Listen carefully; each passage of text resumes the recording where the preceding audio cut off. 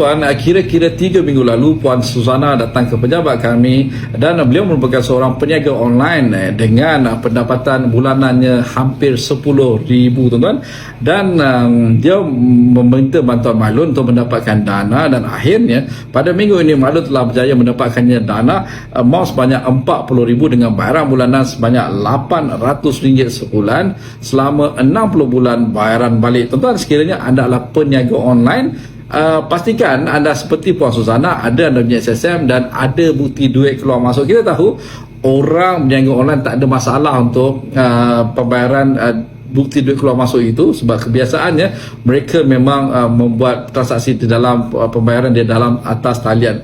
Tetapi SSM biasanya orang lain tak ada, Suzana ni ada, dan penyata akaun syarikat dia juga mempunyai penyata akaun syarikat enterprise beliau dengan bank tempatan. Itu merupakan kelebihan dia, dan akhirnya dia telah berjaya mendapat dana sebanyak 40,000 daripada agensi kerajaan Mailun ala sebuah startup kewangan yang membantu anda mendapat laporan pelapor kredit, memberi konsultasi kewangan dan mendapatkan dana daripada bank, koperasi dan agensi kerajaan. Khidmat nasihat beserta laporan pelapor kredit individu RM50 saja, dan khidmat nasihat beserta laporan pelapor kredit syarikat anda RM100. Assalamualaikum, salam sejahtera dan jumpa lagi.